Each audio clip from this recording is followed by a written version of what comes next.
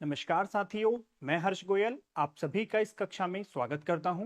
पिछले कक्षा में हमने प्रश्नावली 1.4 का अध्ययन किया था। इस कक्षा में हम पढ़ेंगे वास्तविक संख्याओं के लिए घातांक नियम। इस कक्षा की कॉम्पिटेंसी है पीएच और रिक्टर पैमाने के मापन में, अर्थात हम इसका उपयोग पीएच के माप में और रिक्टर पैमाने में करते हैं। अब रिक्टर पैमाना क्या होता है? जिससे हम भूकंप की तीव्रता का मापन करते हैं। तो वास्तविक संख्याओं में देखिए, यदि a आपके पास एक ग्रेटर जीरो है और m तथा n कैसे हैं? पूर्णांक हैं। m तथा n पूर्णांक है जहां पर n ग्रेटर जीरो है तथा m तथा n में कोई भी हमारा उभयनिष्ठ नहीं है।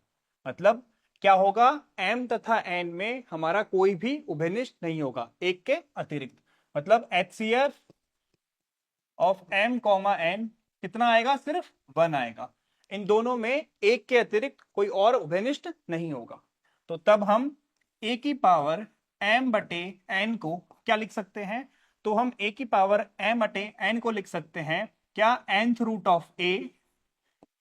ऑफ a और उसकी घात m, या फिर हम इसको लिख सकते हैं a की घात m का कितना? nth root. ठीक है, तो a की पावर m बटा n का जो मान होगा वो कितना होगा?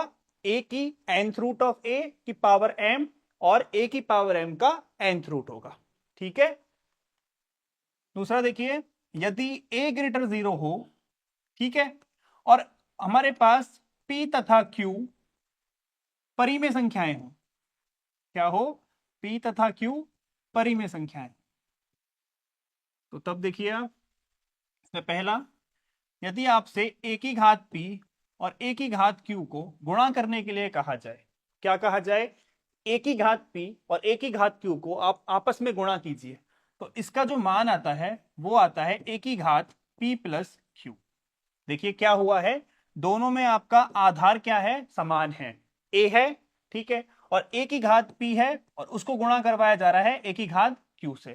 तो क्या होगा? आधार तो a रहेगा और p प्लस क्यू का जोड़ हो जाएगा। जैसे कि यदि मैं आपसे कहूं कि 2 की घात 1/3 को गुणा करना है हमें 2 की घात 1/5 से, ठीक है, जहां पे p तथा q कैसे थे? परिमेय थे, इसलिए यहां पे परिमेय आए हैं। ठीक है, तो कितना हो जाएगा? देखिए ये 2 की घात 1/3 प्लस 1/5, तो कितना हो जाएगा? ये 2 की घात कितना?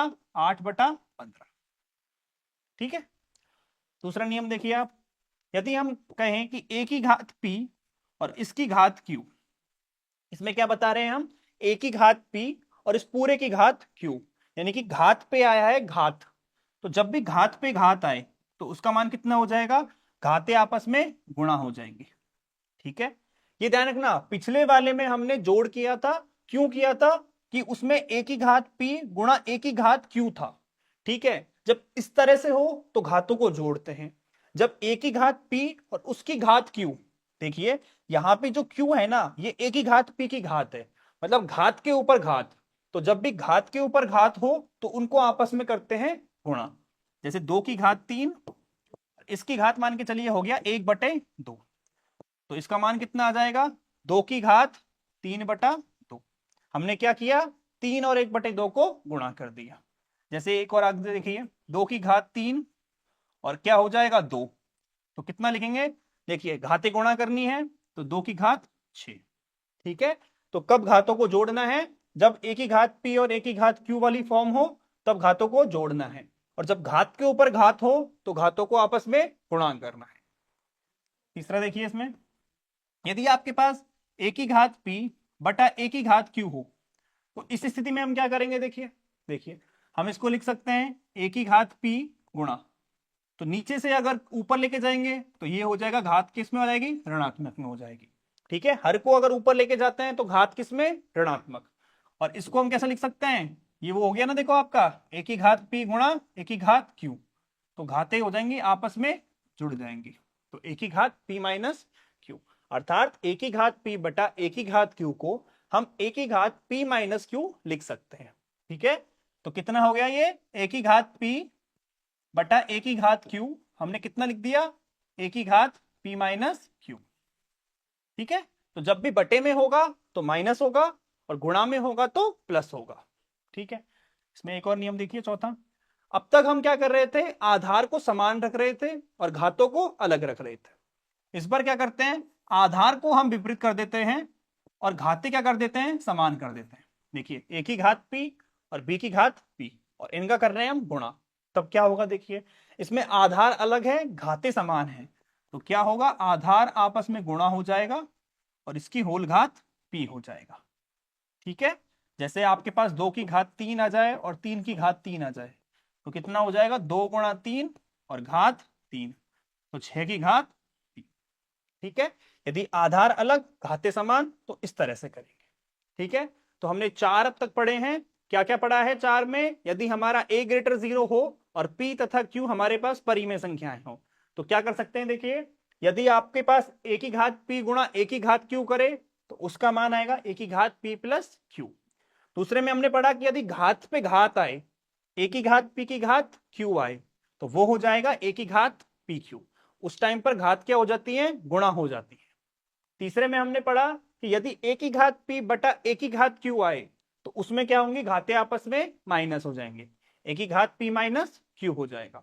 और चौथे में क्या है, a की घात p गुणा b की घात p, आधार अलग अलग है, घाते समान है, तो इस स्थिति में क्या होगा, आपस में गुणा हो जाएगा a b का और घात हो जाएगी p।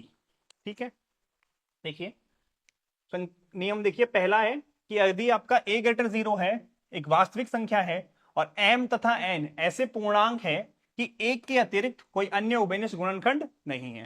क्या होगा, m तथा n में कोई भी उभयनिष्ठ गुणनखंड नहीं होगा एक के अतिरिक्त, और आपका n कैसा होगा, ग्रेटर 0।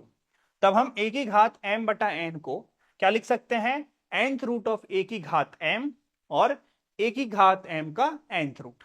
ठीक है, तो ये आपस में क्या होते हैं, बराबर होते हैं। ठीक है बच्चों, अगला देखिए, इसमें यदि a ग्रेटर 0 है, एक वास्तविक संख्या है, और p तथा q हमारे पास परिमेय संख्याएं हैं, तो देखिए पहला नियम, a की घात p गुणा a की घात q, क्या है, आधार समान है, घाते अलग अलग हैं, तो गुणा में क्या होता है, घाते आपस में जुड़ जाती हैं। ठीक है, दूसरा देखिए, a की घात p उस पे घात q, तो घात के ऊपर घात, तो जब घात पे घात हो तो घाते आपस में गुणा हो जाती हैं, तो a की घात p क्यू। तीसरे में देखिए, a की घात p बटा a की घात q, तो जब घाते बटे में हो तो क्या हो जाती है, माइनस हो जाती है, a की घात p माइनस q। और चौथे में क्या है, देखिए इसमें आधार अलग अलग हैं और घाते क्या है, समान है, a की घात p गुणा b की घात p कितना हो जाएगा, ab की घात p हो जाएगा। ठीक है, तो ये चारों नियम समझ में आए बच्चों। ठीक है, तो अब देखिए इसके उदाहरण 20 देखते हैं। हमें सरल करना है, 2 की घात 2/3 डॉट 2 की घात 1/3, आधार क्या है, समान है, घाते क्या है, अलग अलग है, तो कौन सा वाला नियम लगेगा कि a की घात p a की घात q बराबर a की घात p प्लस q। तो लगा दीजिए, देखिए 2 की घात कितना, 2/3 प्लस 1/3, तो कितना हो गया ये, 2 की घात कितना, 2 प्लस 1/3, मतलब 2 की घात 3/3, तो कितना हो जाएगा ये, 2 हो जाएगा। ठीक है, अगला उदाहरण देखिए, इसका दूसरा, 3 की घात 1/5 की घात 4, तो देखिए इसमें कौन सा नियम लग रहा है, घात पे घात, यानी कि a की घात p और उस पे घात q, तो जब घात पे घात हो तो घाते आपस में गुणा हो जाती है, इसका मतलब 3 की घात 1/5 गुणा 4, तो कितना आ गया, 3 की घात, 3 की घात आ गया आपका 4/5। ठीक है, तीसरा देखिए, इसमें 7 की घात 1/5 बटे 7 की घात 1/2, इसमें देखिए बटे आ गया, तो आधार समान है, मतलब a की घात p बटा a की घात q। इसमें क्या होता है, जब घाते बटे में हो तो क्या हो जाती है, माइनस हो जाती है, ऊपर वाले में से नीचे वाली घात माइनस हो गई, अर्थात 7 की घात कितना हो जाएगा, 1/5 माइनस 1/2, तो इसको लिख सकते हैं हम 7 की घात 10 कितना हो जाएगा, 5 माइनस 2, 5 दूनी, अच्छा सॉरी, कितना हो जाएगा ये आपका देखिए 5 दूनी 10 और 2 पंजे 10, तो ये हो गया आपका 7 की घात -3/10। ठीक है, और हम जानते हैं कि 7 की घात -1 को हम लिख सकते हैं 1/7, 7 की घात -2 को लिख सकते हैं हम 1/7 की घात 2। तो इसी तरह 7 की घात -3/2 को हम लिख सकते हैं 1/7 की घात 3/। ठीक है, तो इसको चाहो तो आप यहां छोड़ दो, नहीं तो 1/7 की घात 3/10 यहां भी छोड़ सकते हो। ठीक है, ये मत करना कि 7 की घात -3/10 इज इक्वल टू 7 की घात 10/3। ठीक है, इस तरह से बिल्कुल मत करना कि माइनस है तो माइनस ऊपर नीचे चला गया तो घातें उल्टी हो गई, बिल्कुल भी नहीं होगा। जो अंश में है वो अंश में ही रहेगा, जो हर में है वो हर में ही रहेगा। तो ये बिल्कुल कैसा है आपका, गलत है। ये हो गया इसका आंसर।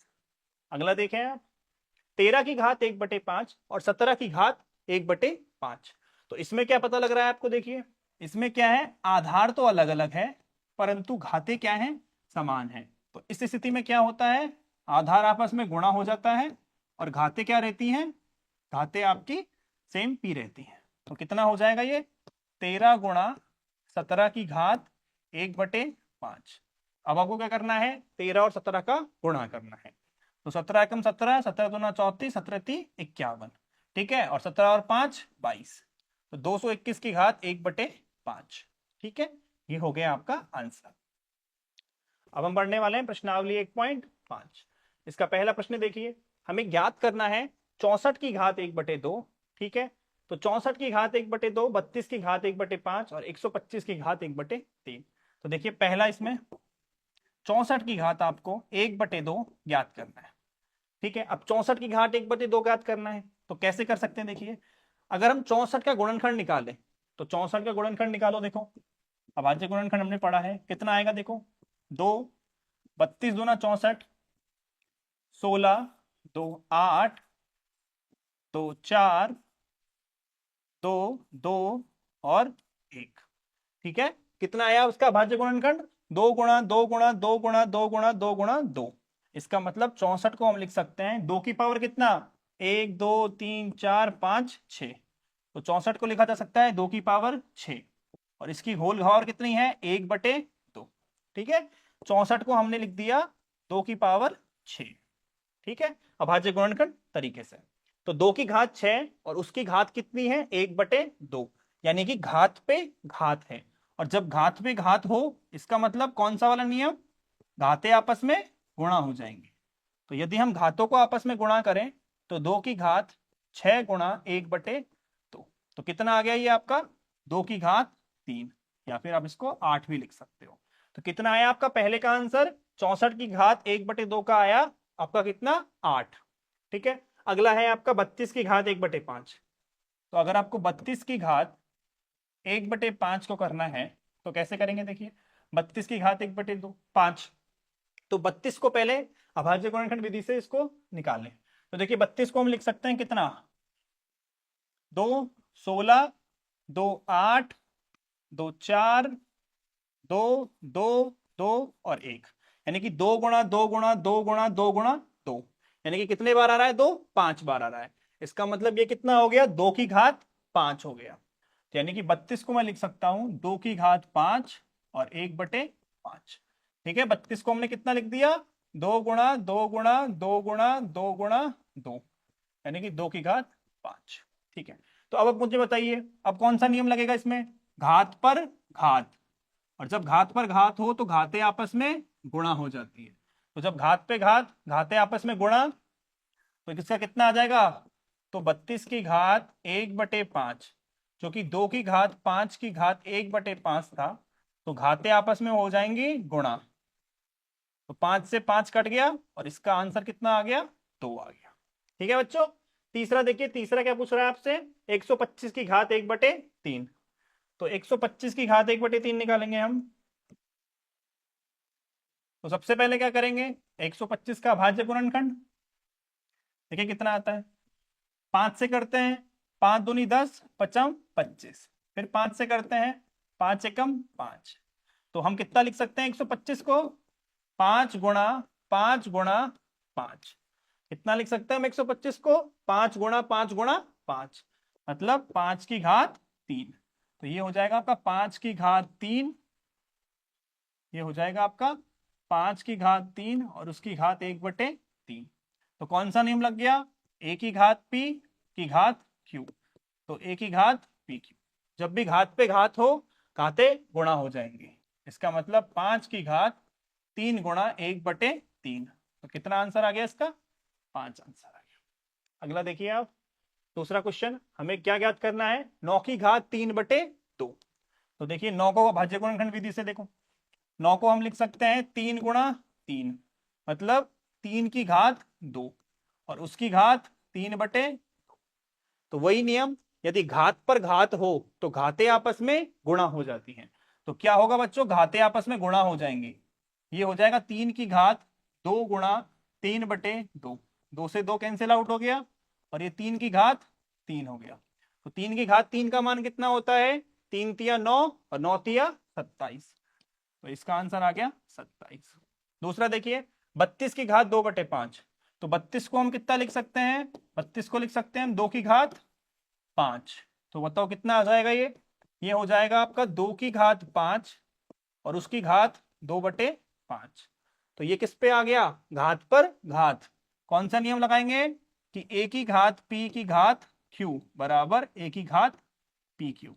तो ये हो जाएगा आपका 2 की घात 5 और घाते आपस में हो जाएंगे गुणा, 5 से 5 कट गया, ये हो गया 2 की घात 2 और 2 दूनी कितना होता है?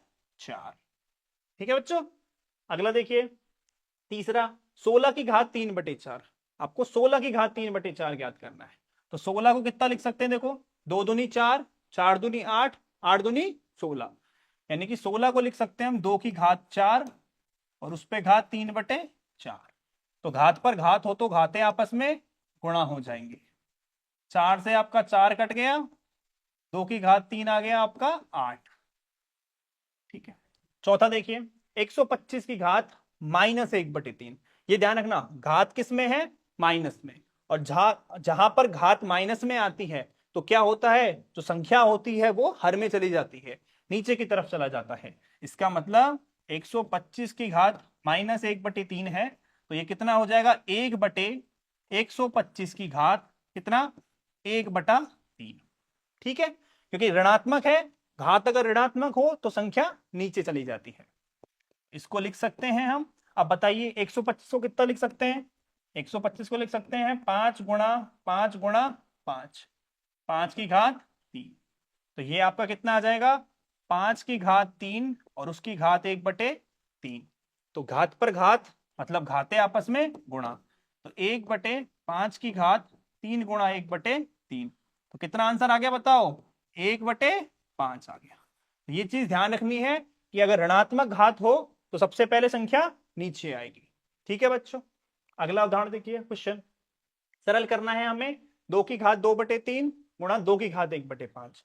आधार क्या है? समान है। तो कौन सा नियम? ए की घात p ए की घात q बराबर ए की घात p प्लस q। तो देखिए कितना आएगा आपका ये?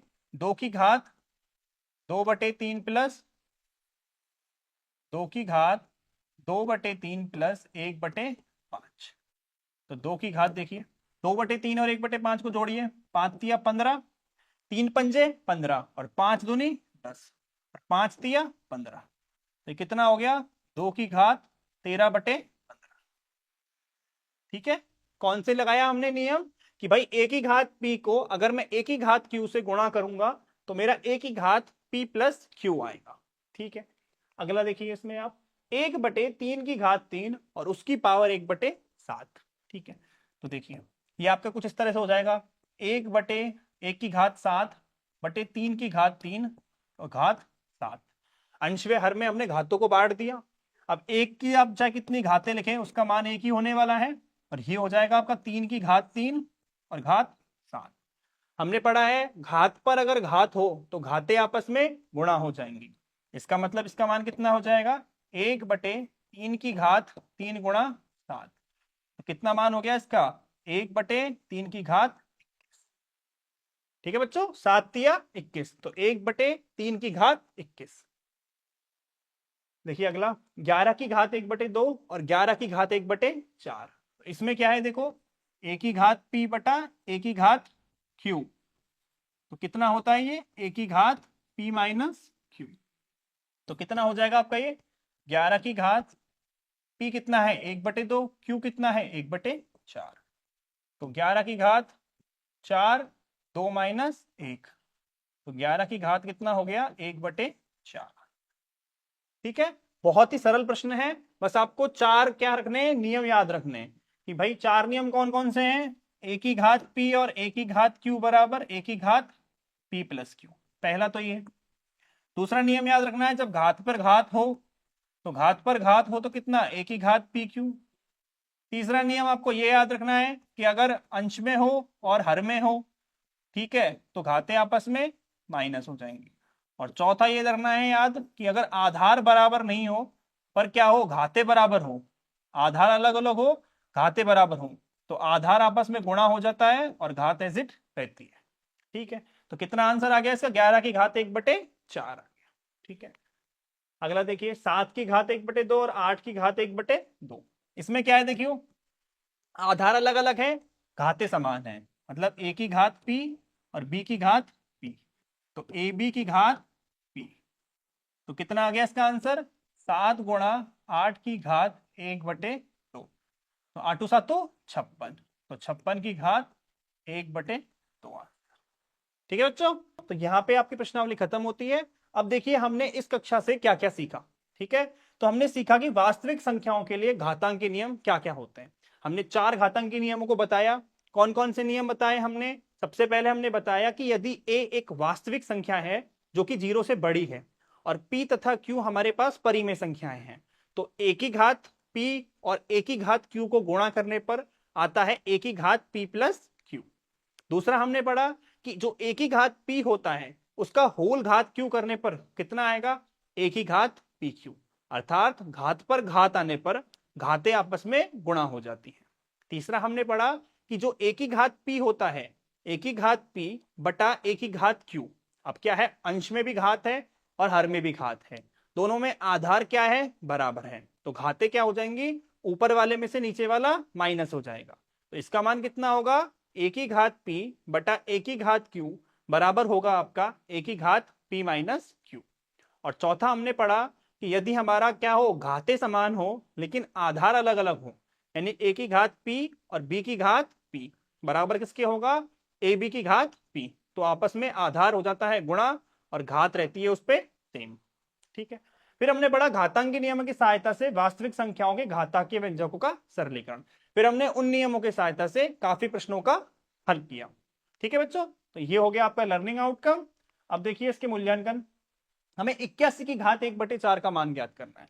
तो सबसे पहले तो देखिए 81 को हम कितना लिख सकते हैं 3 गुणा 3 गुणा 3 गुणा 3, 3 तिया 9, 9 तिया 27, 27 ती 81, तो 81 को लिख सकते हैं 3 की घात 4। तो 81 की घात 1/4 का मान हो जाएगा 3 की घात 4 और घात 1/4। तो देखिए घात पर घात हो, अगर घात पर घात हो तो क्या होता है घातें आपस में गुणा हो जाती हैं, 4 से 4 यहां पे कट जाएगा और आपका 3 आंसर आ जाएगा। तो देखिए कौन सा सही है, ब सही है।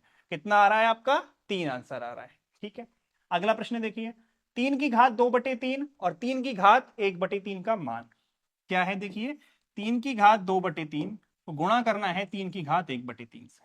कौन सा रूप हो गया ये आपका a की घात p a की घात q बराबर a की घात p प्लस q।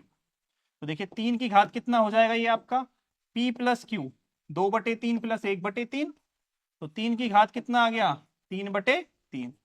कितना आंसर आ गया 3 आंसर आ गया। कौन सा सही है आपका ब सही है। देखिए हमने क्या किया घातों को जोड़ दिया, 2/3 और 1/3 को जोड़ने पर 3/3 आया जो कि 1 के बराबर होता है। अगला प्रश्न देखिए 5 की घात 1/2 और 6 की घात 1/2। तो देखिए 5 की घात 1/2 और 6 की घात 1/2, इसमें क्या है आधार अलग अलग है पर घातें समान हैं, तो क्या होगा आधार को आपस में गुणा कर देंगे और घात लगा देंगे। तो ये हो गया आपका 30 की घात 1/2। तो कौन सा सही है देखिए ब सही है आपका 30 की घात 1/2। ठीक है, तो बच्चों आपका ये कक्षा यहीं पर होती है खत्म। ठीक है, मिलते हैं अगली कक्षा में। और अगली कक्षा में क्या होगा, हम इसका अध्याय 2 पढ़ेंगे। ठीक है, तो आपका अध्याय 1 यहीं पे होता है खत्म। ठीक है, मैं आशा करता हूं आप सभी को मेरी क्लास अच्छी लगी होगी। मिलते हैं अगली कक्षा में, तब तक के लिए पढ़ते रहिए।